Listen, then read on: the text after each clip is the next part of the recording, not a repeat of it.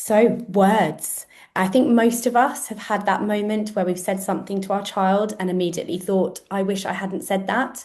We're absolutely not here to judge anyone. Parenting is hard, and the words we choose in those tired, stretched moments are something all of us navigate. We want to give you something really practical to take away today. I would love to introduce you to our guest today. So, thank you for completing that poll. And then Jessica Bondy is the founder of Words Matter, the first charity dedicated solely to ending childhood verbal abuse by adults. Before founding Words Matter, Jessica spent over 20 years in communications as a director and managing director at leading global firms, and she coached and mentored young people along the way. Those experiences have shaped the charity, which launched in September 2023.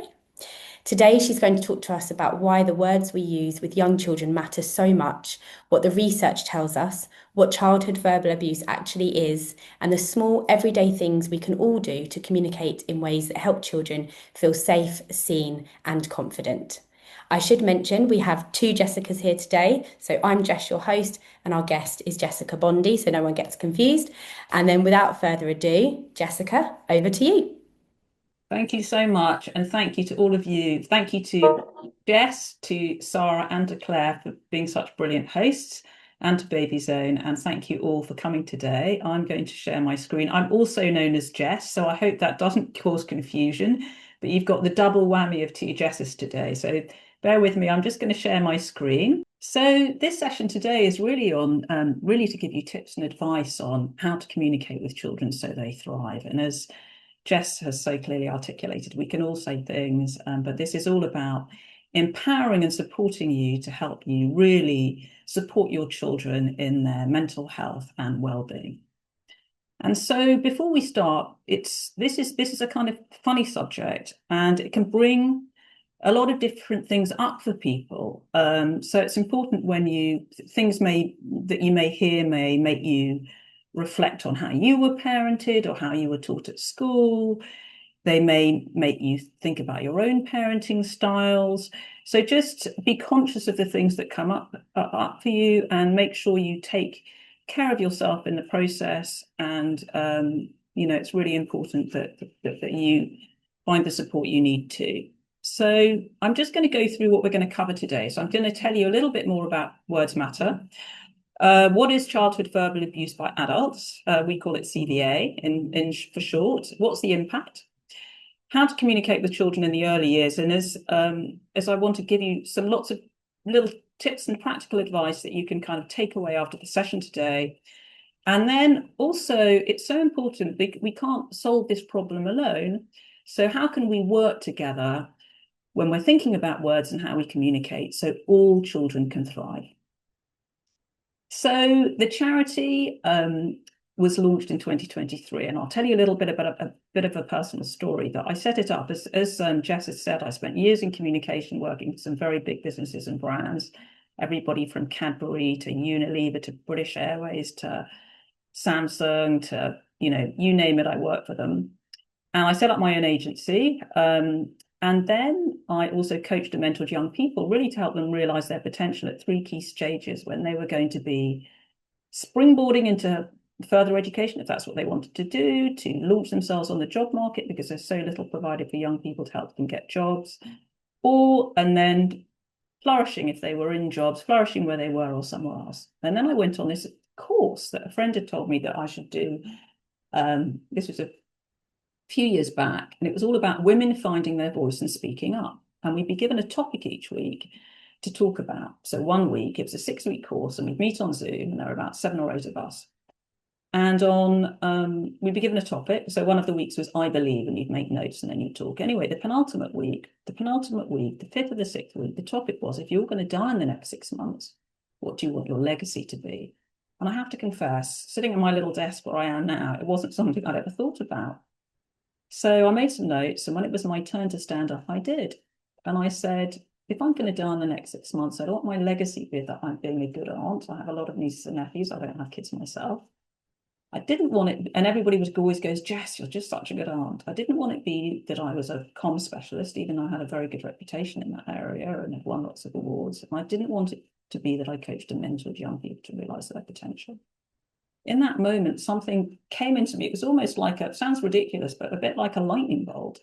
And so I said, if I'm going to die in the next 6 months, I want to end verbal abuse of children by adults because words matter. And I said it because of my own experience and words being so locked in my own brain and that still haunt me to this day that I heard when I was growing up, because so many of the young people I'd coached and mentored had been so affected by the words they'd heard. And also people in industry and the clients I'd had, captains of industry, had been so impacted, and it made them question what they were capable of. There was one young girl who I was coaching at the time who said that just she questioned whether, because of what her mother had said, she should be alive. And that was really, really heartbreaking for me to hear.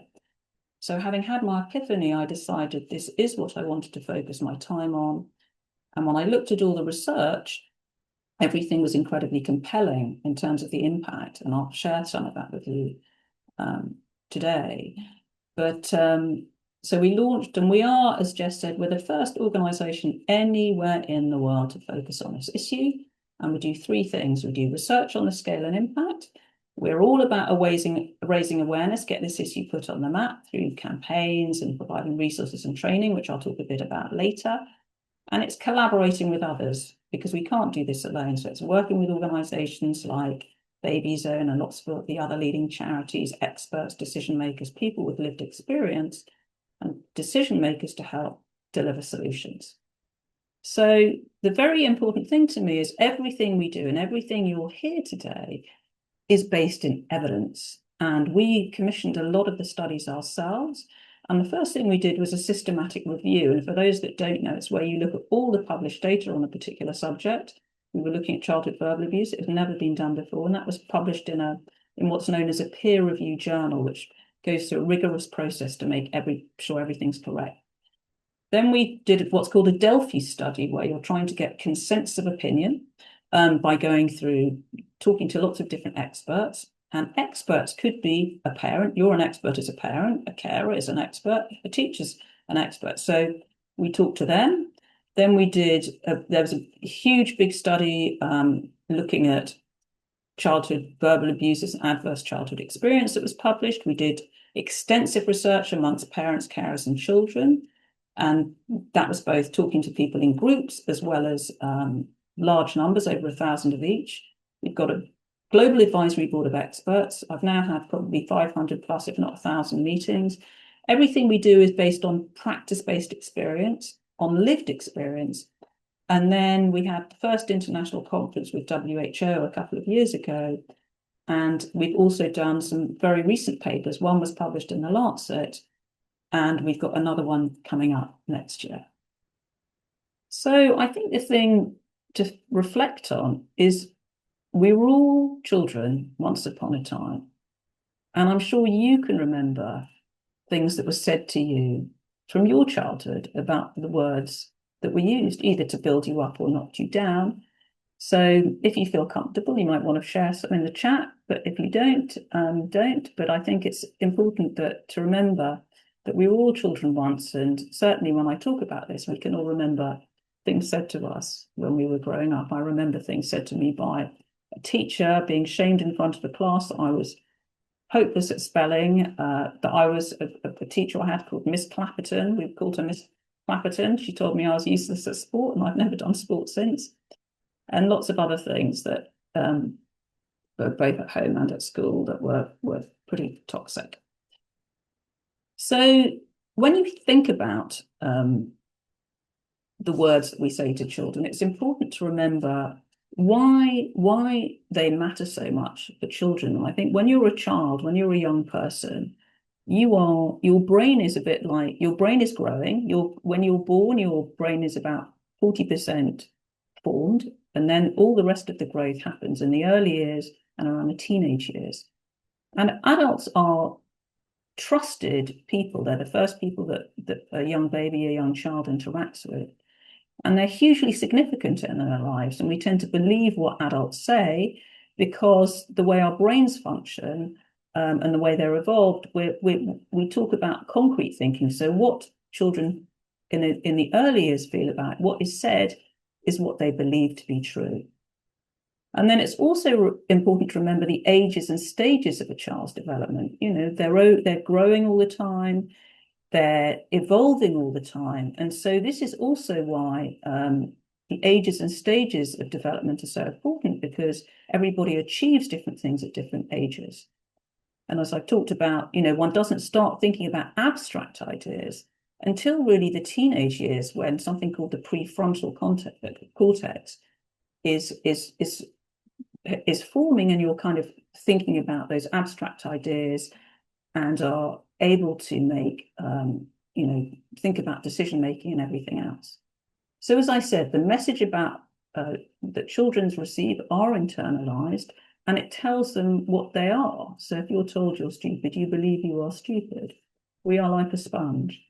And verbal abuse is considered an adverse childhood experience. They're known in research terms as a ACE. And there are lots of different sorts of ACEs: physical abuse, sexual abuse, um, verbal abuse, emotional abuse, neglect, and this is one of them. So this is one little quote that we got from one of the children, which said, "Words, they stick with you forever. Bruises will go away." It's not about that, you know, in any way saying that the harm caused by physical abuse is in any way different. It's the fact that these words, these invisible scars, you know, they create invisible scars that never really heal, and they do stick with you forever. So people often say, well, what is childhood verbal abuse? And I just thought I would run through how we define it. And also a lot of these things came out when we talked to experts and professionals and did all our literature research to show what it actually means. So it's described as a form of emotional or psychological abuse, and it means really using any negative language or any negative words that can cause harm to a child. And I think what's interesting is often things that we may not think as adults are hurtful to a child can be hurtful to a child. And I'm sure you've got friends who say things to you that they may not realize are hurtful, but you actually take them incredibly personally. And when you're a child, it's even harder.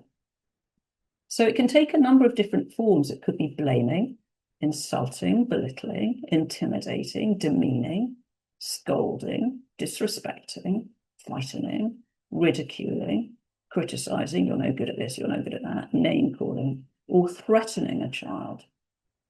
And the key thing with verbal abuse is it doesn't have to be about shouting and screaming and yelling. Often these things can be said quietly and subtly. And actually, some of the most painful things I heard growing up were said rather quietly to me, so other people probably didn't hear. So tone, volume, and the adult's facial expression all play an important part. And verbal abuse is commonly used by adults to intimidate and maintain a level of control and power of a child and to undermine them. And one can see how easily it is to, you know, when you're stressed and overloaded, to say words that you probably later regret in that moment of kind of stress and overload. So what people find surprising is all the research shows, and our big study we did shows that 2 in 5 children experience this, like adults in their lives. And over half of those experience it weekly, and 1 in 10 every single day.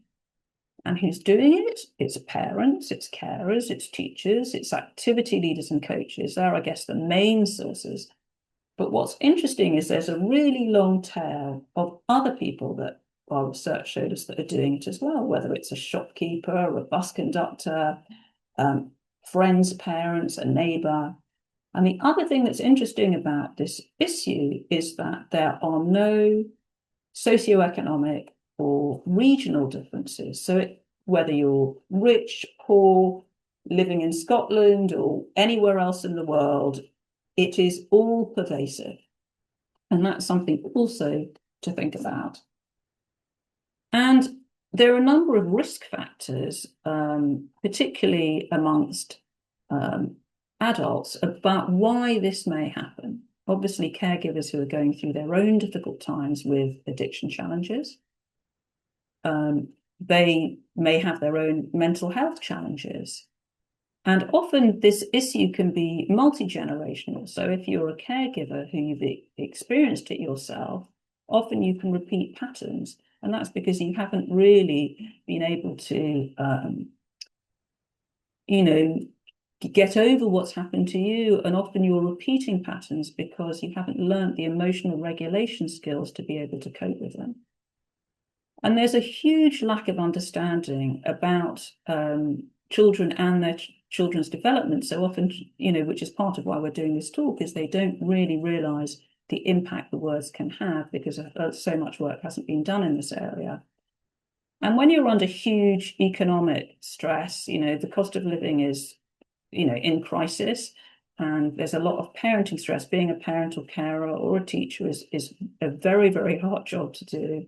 It can create stress, and that will also create a risk factor for these situations happening. And I think the other important thing to say is all our research shows, and we know this from our discussions with parents and carers, that nobody feels good about it. There is no win-win. It often can escalate if you're cross with a child. It can make the situation even harder. And as a parent or carer, you don't come away feeling good about it. And this was our research amongst parents and carers, which showed that, a high percentage feel guilty. They wish they could turn back the clock. They feel bad about what they said. It makes them feel ashamed and depressed, anxious. They feel they're not good enough parents or carers, and sad. So there is no real win-win. And I think the other thing is, while children do the best they can and want to do well, parents and carers are also doing the best they can. So one mustn't be too hard on oneself, but it's just recognizing that there is no win-win and nobody feels good about it afterwards. So the impact of childhood verbal abuse is a very interesting area, and I think this is why I decided to set up this charity, because I was so that all the research and the evidence is so compelling. And the thing it can do is, I talked about brain development at the beginning and how one's brains are like, in critical area of development, particularly in the early years, is it actually weakens the foundations of our developing brain and can cause alterations in the brain structure, not only the function, but connectivity and how the whole brain architecture works. And I think that I've seen these incredible MRI scans, which are, like a heightened form of X-ray, where you can see the effect on children's brains of having experienced childhood verbal abuse. And this is a study that was done by a guy called Mark Bellis, who's very renowned for his work on ACEs, or adverse childhood experiences, who said, it's significantly associated with multiple poorer health and behavioral outcomes. So it's important that we try and stop it happening. And I think the other thing is that the effects of it are not only immediate, but also long-term. And it's that long-term thing that is so concerning, because of given the mental health crisis that children, adults are going through at the moment. So this is research we did on children, and I thought you'd find this interesting, which is actually hearing harsh words, which is verbal abuse. These children feeling sad, low in confidence, depressed, humiliated. They doubt themselves. They feel anxious. They feel ashamed. They feel embarrassed, isolated, and frightened. And there's a little picture of a boy in this photo which epitomizes what a child can feel when they've been talked to or shouted at in this way. And then you'll see we've repeated this as a picture of an adult in the same kind of pose. And we did an extensive study, as I mentioned, a systematic review, where we reviewed 7,000 studies and about over 160 in depth. And these are the long-term impacts of doing this. It can create anger issues.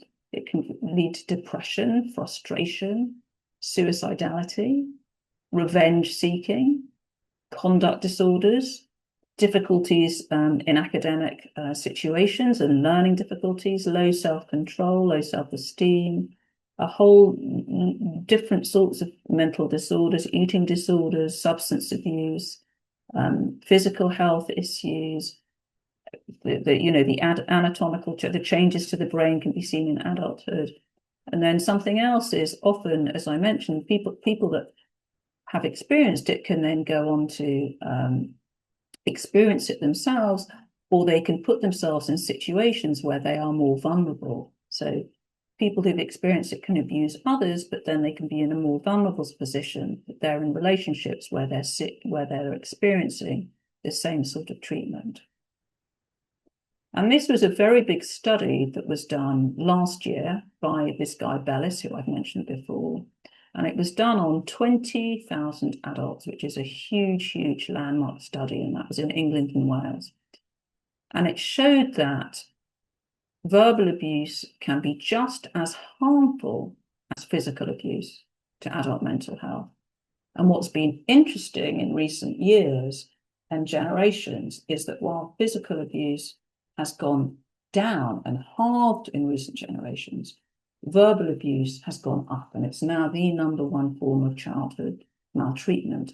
And it's almost as if, with all the work that's been done on anti-smacking campaigns and stopping corporal punishment and physical abuse, that people have substituted one with the other. But not just this study, but extensive studies with Harvard and other leading academic institutions have showed verbal abuse can be just as harmful as not only physical abuse, but sexual abuse. And so it does need to be taken seriously, and one needs to reflect on the sort of words that one says. And the other thing to remember is that why childhood is so important is that half of all mental health starts in childhood by the age of 14. And the other thing is that mental disorders really can shorten a life. So the earlier we can stop things and make sure that we're doing things that can help children thrive, the better for their long-term health. And these are just some of the words that children said from our research, which again, I thought you'd find interesting, which is, if you say words enough, someone might start believing they are true. If a parent says you are useless, it makes you feel like you're good for nothing. If she has kids when she is older, she will say it to her kids as well. That's really recognizing that, one can repeat patterns.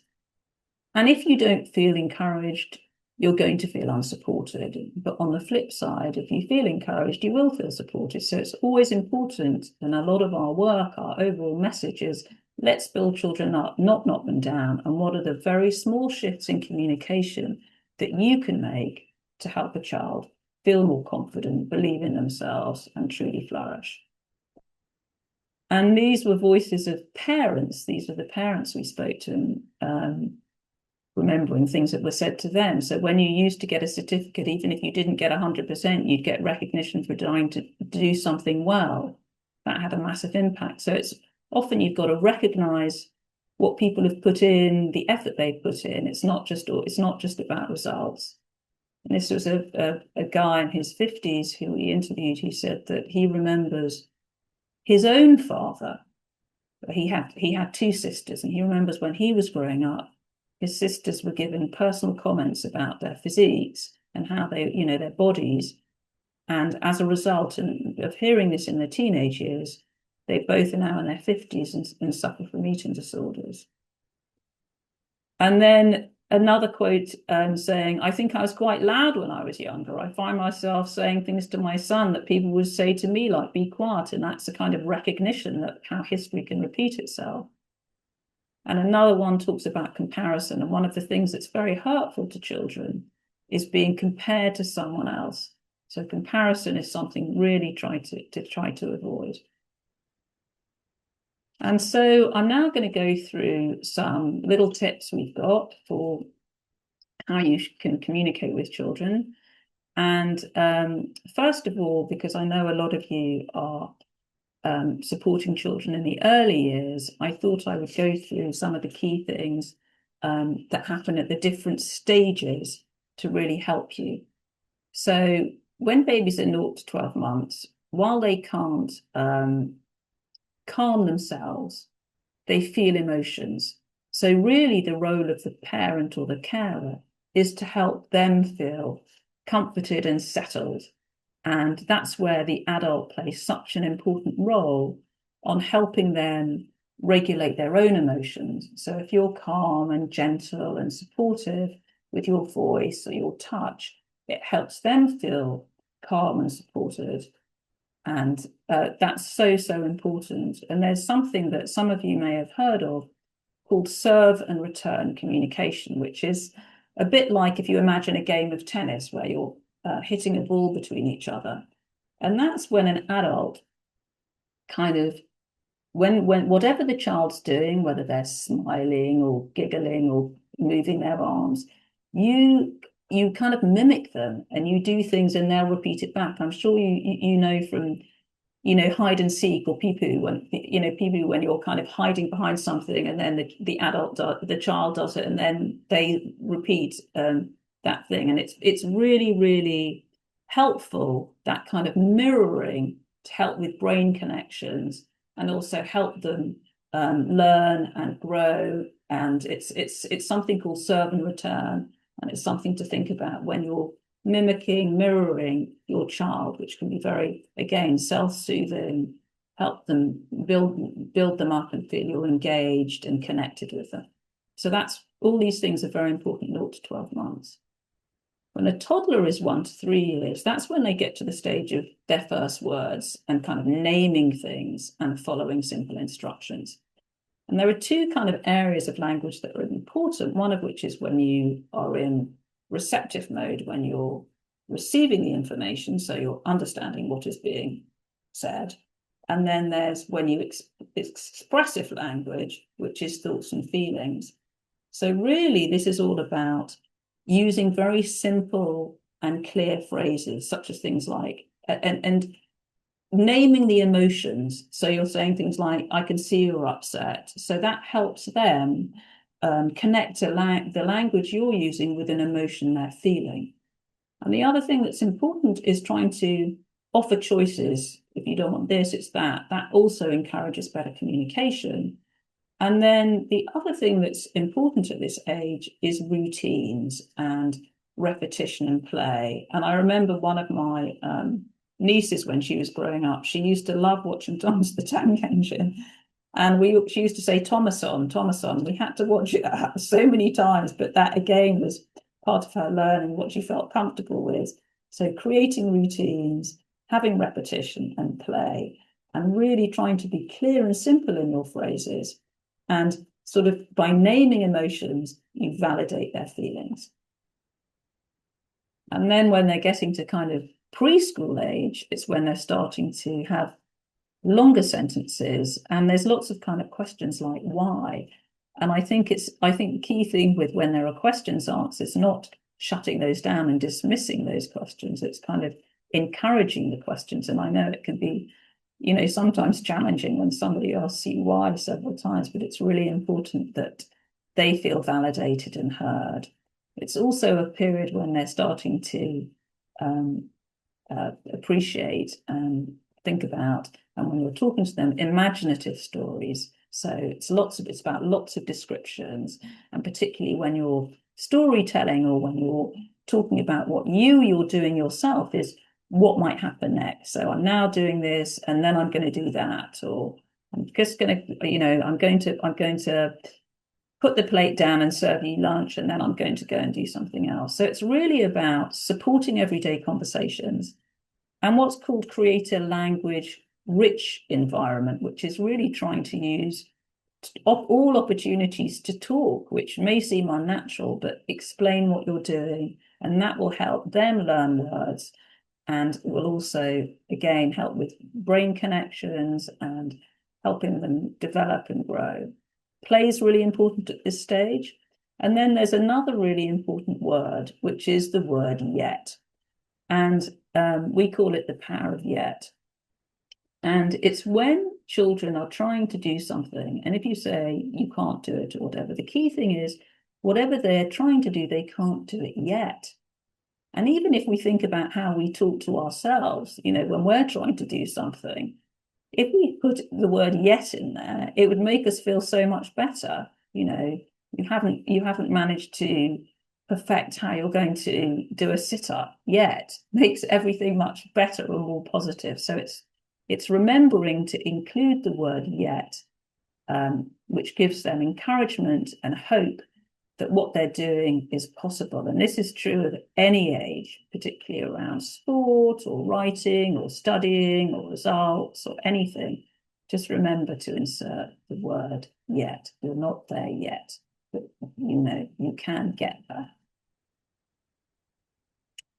And these are practical tips for children really at any age at all, and I'll break them down in more depth. It's about role modeling, and remember that adults are role models for children.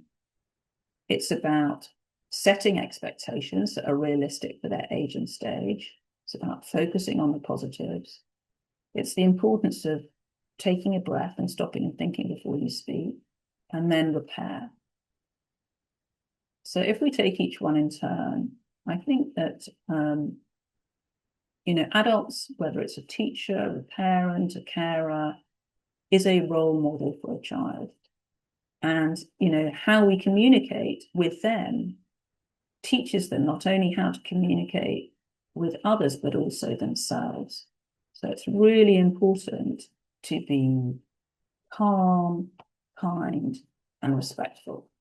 So, if we can respect children, they can not only respect themselves, but they'll respect others around them. And it's all about really trying to use encouraging words to help build their confidence and develop self-esteem wherever possible. And I'm going to give you some tips of the kind of words you can use and that came out from children as the top 5. I'm going to go through those a bit later.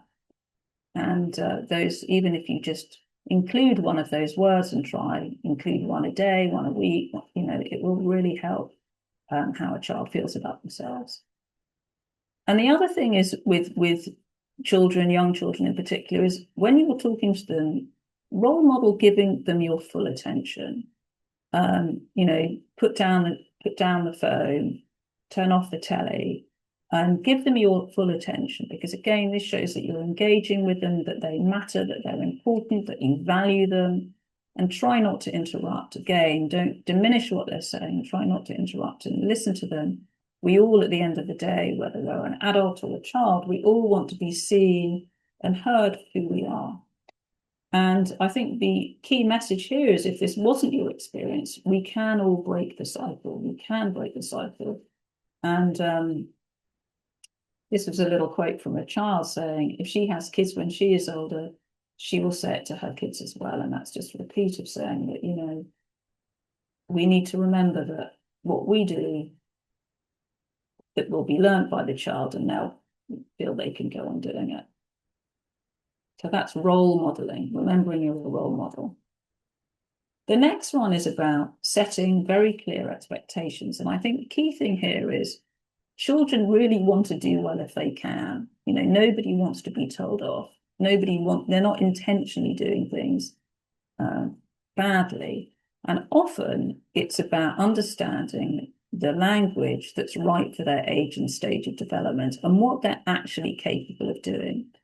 And this is particularly true of children that are neurodivergent young children and young people. Their brains function differently, and it's kind of acknowledging that. And it can be hard when you repeat the same thing again and again, or can you pick this up, or can you do this, or can you do that? But it's being aware that their brains are functioning differently, so they may find it harder to do. And while you may have been able to read or tie a shoelace or whatever at a particular age, everybody has their own stage of development. And it's just being conscious of that that can really make a difference. And this whole thing that children want to do the best they can. So it's about supporting them if they've got lagging skills and really helping them in a kind of compassionate, encouraging and reassuring way. And try to avoid, shouting, put downs, insults, and name calling, because calling a name is about labeling, and nobody wants to be labeled, because it's those labels that can stick with you. And I'm carrying around so many labels jangling around my neck, from what I heard. And, I'm sure you can remember things that were said to you. I was speaking to somebody yesterday who was, told he was lazy by his father, and, he still thinks about it today. And he hasn't given up. It makes him work even harder. But, it affects everybody differently. And if they're struggling, it's always about being kind, being understanding, and really offering support. As I mentioned, if you don't feel encouraged, you're going to feel unsupported. So a girl of 11 to 12 said, so it's all about trying to give your child encouragement. And it's about trying to focus on the positives. Often we can focus on the negatives, both with ourselves and other people, but it's about focusing on the positive. What have they done really well? And give them praise and compliments about what they've done well, and really notice what they've done well and be specific. Oh, I really like the way you drew that tree. That was really fantastic. I particularly like the little leaves you did, or thank you for helping, clear your plate. All those sorts of things really are really important, because it lets them know what's good and makes them feel good about themselves. And it again helps them feel noticed, acknowledged, and valued. And the other thing that's important to remember, and comes back to labeling, is it's about addressing the problem and the behavior. Don't criticize the person. So try not to criticize the individual. It's about the behavior you don't like, or the problem you're not happy with, rather than them as a person. And this was a lovely quote from a boy who was 13 to 14, saying, "It makes me feel really happy when dad says a good thing to me, like, you played really well today." So that just shows the power of hearing the positives. And it's important to recognize that all of us, in whatever walk of life we are, but particularly parents, particularly carers, given the stresses and strains you're under, we can all get overloaded and feel like we're ready to snap. And the key thing is to try to stop, take a pause, breathe, think, and speak. And I know it can be really, really hard, but perhaps it's something like going and getting a cup of coffee, leaving the room, just step away and trying to think before you speak. And the other thing that people need to be conscious of is, often with children, it makes such a difference to a child if you talk to them down at eye level, because, for a child, it's like this towering figure talking to them, and they're a tiny child. So often when you're speaking to them, try to get down to their level. And so remember, stop, breathe, think, and then speak.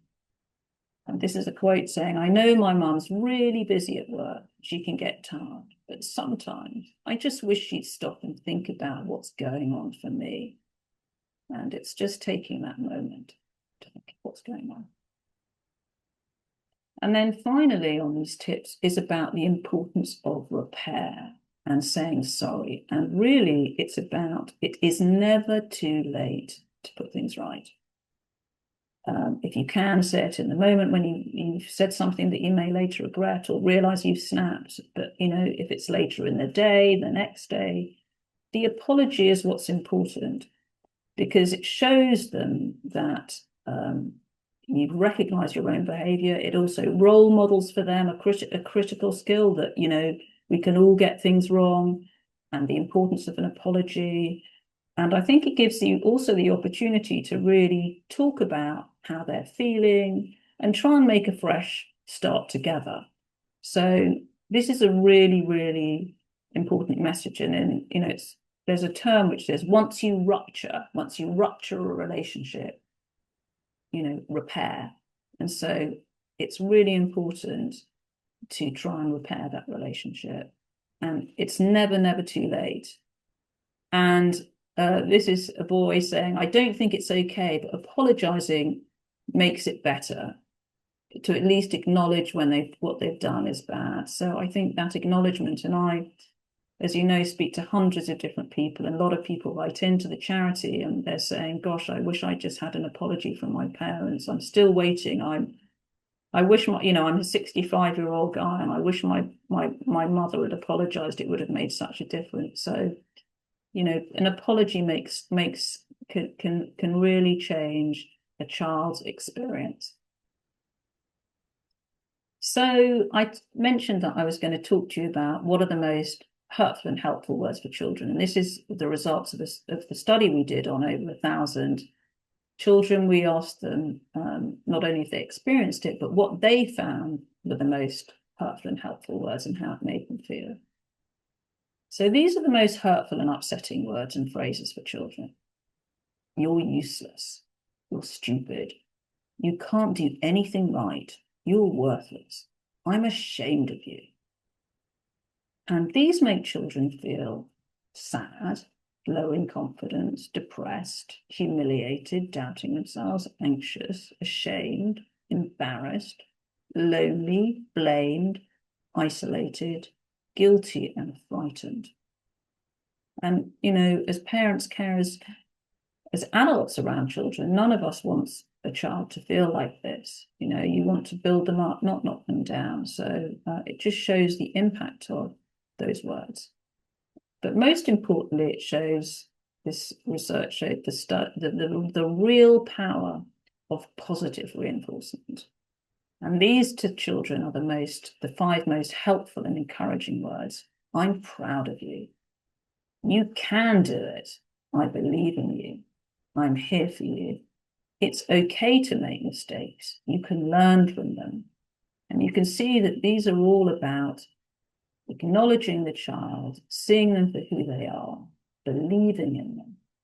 And also this thing of knowing it, we can all make mistakes, but you really can learn from them. And this shows the impact.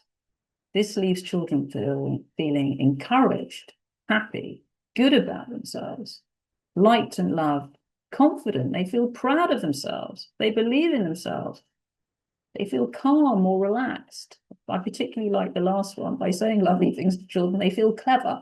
But, this is how we all want children to feel, all those things, and feeling good about themselves and liked and loved and confident and happy.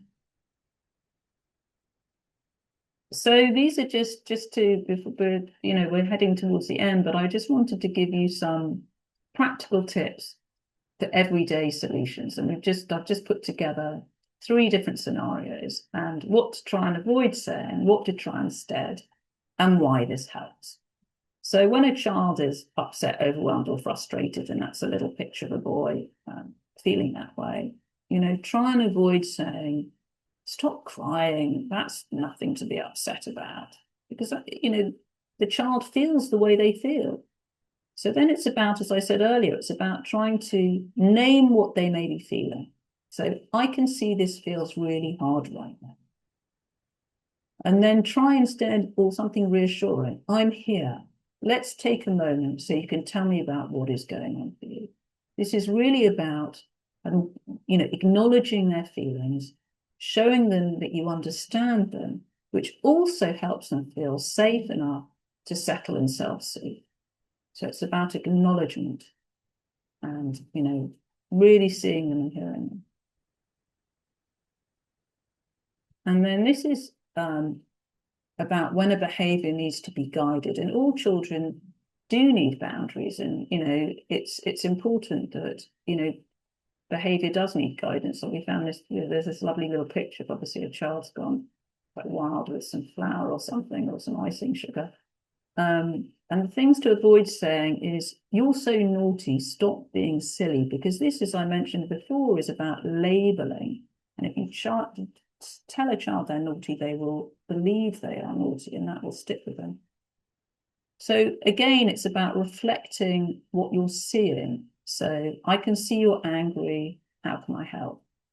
I understand that you're upset, but the toy isn't for throwing. So it's keeping those boundaries, seeing what they're doing, and trying to, calm down the situation. And this is all about helping the child learn that feelings are okay, but not all behaviors are okay. And this is when I said a bit earlier about talk about the behavior, don't label the child. So it's about setting clear, calm boundaries and avoiding those labels so they feel much more secure. They know where they stand, they know it's about the behavior and talking about it in that way. And then we've all experienced children trying to interrupt us or calling for attention. And again, this is about not minimizing what they're doing. So trying to avoid saying, stop interrupting, not now. Because again, this makes them feel less valued. It minimizes what they're going through. It minimizes that they might be excited to tell you something. So it's try instead, I can see you've got something to tell me, but let me first finish X and then it'll be your turn. Or I'm just going to finish my phone call and then we can have a chat, or I'm just finishing getting dressed and then we can have a chat. And this is about showing the child, acknowledging that the child has been seen and heard, while also teaching turn taking. And this is where role modeling comes in. It's teaching turn taking and patience. You sometimes have to wait. And again, this is all about helping a child feel valued and secure, even when you're not immediately giving them your attention. So I hope those are just some helpful little tips. And I think the other thing that's really important is remember that you need support too. And, it's a hard job you have. And so remember that you need support too. And try not to be too hard on yourself when things go wrong. We all get overloaded. We can all get angry. We could all say things we later regret. Most of this is, while a very small proportion may be using harmful language intentionally, the vast majority of talking to children unintentionally. And as I said earlier, there is no win-win. So the other thing that can happen is consciously or unconsciously, if you see a child behaving in a particular way, it could immediately bring something up that how you were taught to in your childhood, so you can repeat a pattern. So you unconsciously or consciously remember, God, I was shouted at when I did this, so I'm going to do the same. But just be aware of those sorts of feelings coming up. And the key thing here is always to think about all communication, all behavior is a form of communication. So what are they actually communicating? What are they thinking, needing, or feeling? And it can help if you think about, the child, the iceberg, that while their behavior may be shouting or screaming, what's going on beneath the surface? So think about that. And always look for ways to take pressure off yourself and be kind to yourself. Maybe it's a hot bath, maybe it's a little treat, maybe it's, I happen to love Island, but it's watching a bit of Love Island, or whatever it is, to relax, try and do things that take the pressure off.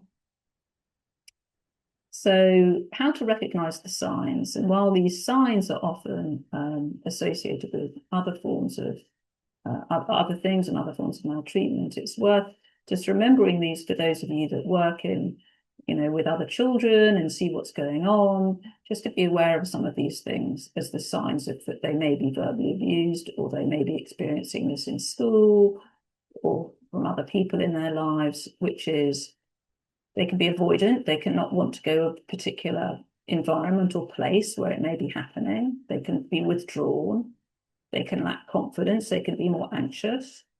It can manifest itself in changes in eating and sleeping patterns. Some children can be overly clingy. They can feel isolated. Often, some children react by physically shrinking when an adult speaks, and that's because their fight or flight system goes into overload, because that's how they've been taught to before, so they can just flinch. Often it can be loss of interest in previously enjoyable pursuits. So if they've had, if they like doing sport or going out to a playground or something like that, and then they may have had a bad experience there of somebody saying something harsh or, unpleasant to them, and it may make them not want to do it anymore.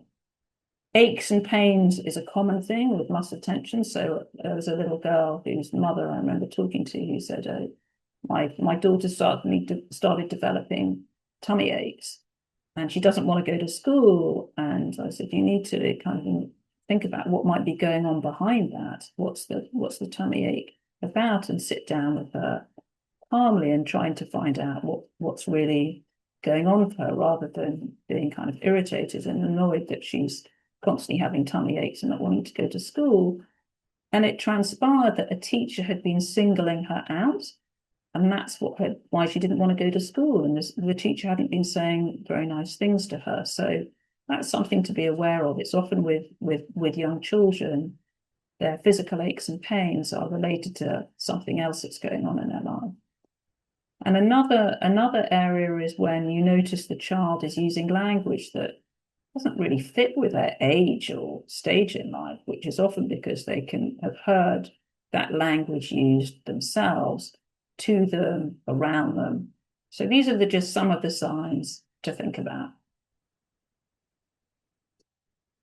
And so what can we all do to try and end childhood verbal abuse? Well, as I said at the beginning, this is about a kind of collected effort. We can't do it on our own. And we had a big meeting in the House of Commons last year, and we had various experts and lots of different people in the audience. And there were 6 key recommendations that came out, which is we need this recognised and monitored properly. We need to have a big awareness campaign and education campaigns that people understand how important this issue is. There needs to be investment in training and support for all the people that work around children.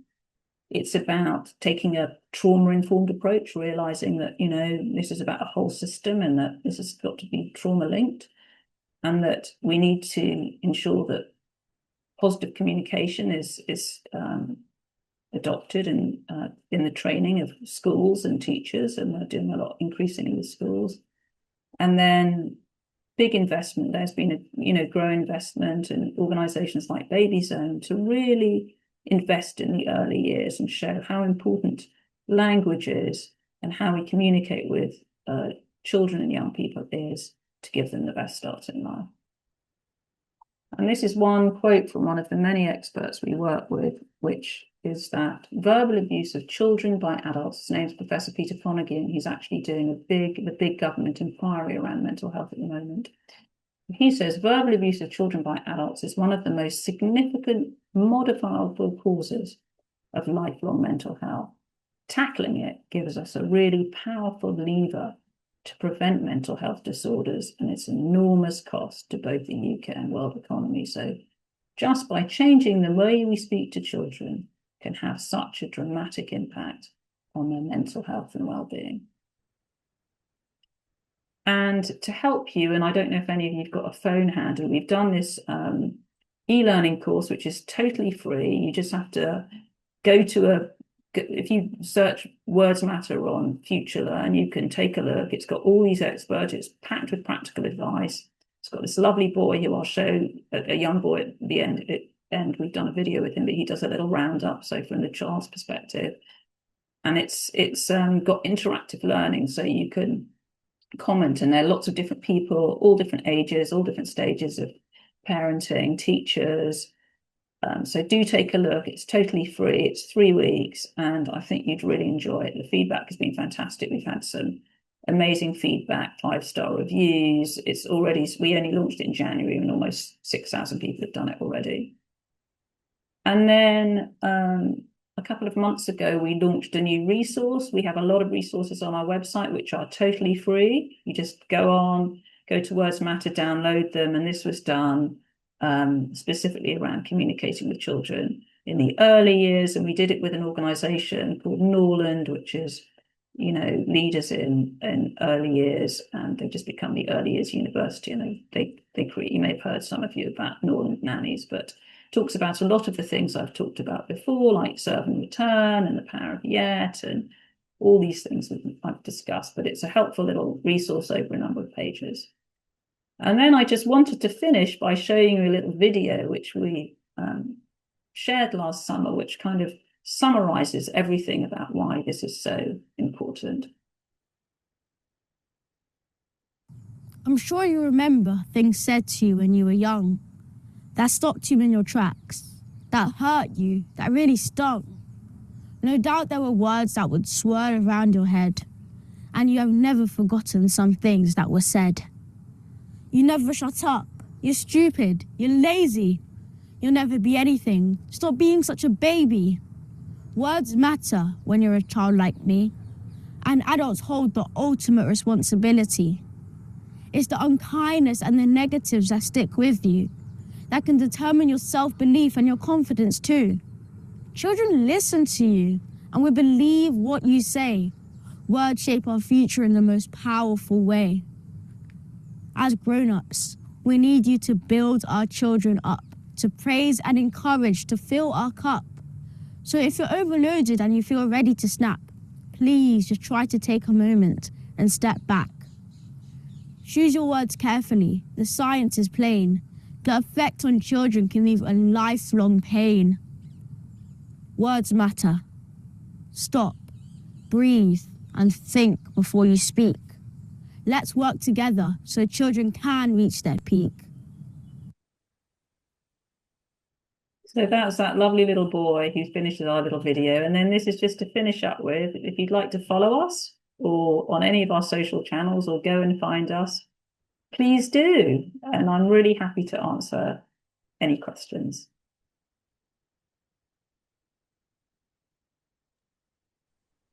Thank you so much, Jess. That was brilliant. We're welcoming any questions into the chat. Like we said before, they only go to the hosts. So myself and my Babyzone team members, Sarah and Claire, will collate those and we'll just start asking you those as they come in, Jess, if that's okay. Of Um, course. so the first one that we've been asked is, how do I talk to my partner or family member about the way they speak to our child without it causing too much conflict? I mean, that's a really great question. And I think that the key thing is choose your moment. Choose your moment of when you're going to have that discussion with your partner. And I think a good starting point is, often not in the heat of the moment, unless it's really, really difficult with your child. But I think, and I think it's taking a calm moment and asking them to remember, things that they were told when they were growing up and what they can remember from their own childhood. And also acknowledging that parenting and what that can be really challenging, and they may be stressed and they may be going through a difficult time themselves, but it's really appreciating that the impact can last a lifetime, and the importance of role modeling and thinking and stopping and thinking, and if you can try and direct them to our website or even that little video on YouTube, I think is a good thing. But it's a difficult subject. And I think the other thing one has to be conscious of is that you've got to feel safe in yourself to have that conversation. Because if somebody's going through things themselves, you don't want to put not only your child at risk, but yourself at risk. So it's really about picking the right moment. Thank you so much. And someone has asked a similar question, but has said, how do you deal with other people who might use this language? So away from maybe a family member or a partner, but also teachers, activity leaders where your child attends. I guess it might be similar advice, do you I think? think it would be similar advice. I mean, I think the key thing, as we said, one of the things that's important is nobody likes to be shamed or blamed in public. And I think, I think it's taking them aside, having that conversation and making sure that you feel safe to do it. That's important. And if it is a teacher or somebody, and it may be that you have to go through the designated safeguarding lead to say that this has happened, or if it's, you need to make sure you've got the right support around you, and taking that moment, but really trying to frame it in an empathetic and understanding way, rather than shame or blame as your starting point. Because I think even what we found with this whole area, and we've had a lot of conversations, and when we did that research with parents and carers, is that if you can bring it down to, can you remember what was said to you when you were young? This is what really lands it. Things that either built you up or knocked you down. And that helps open the conversation.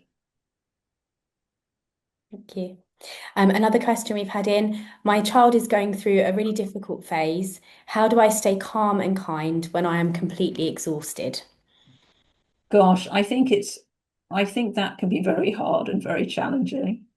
And I think it's about trying to take a step back if possible, which I know can be hard, but I think that's why we talk about stopping, breathing, thinking and speaking, and just trying to um, make sure you can try and regulate yourself, because so often if you the situation can get worse and there is no win-win. If you're getting very cross, that can make them react, because as I said, I think a helpful way of thinking about it is all behavior is a form of communication. What are they trying to communicate with you? Are they hungry? Are they tired? Are they, wanting to cut? What is going on for them? What else might have been going on for them in their day or their experience?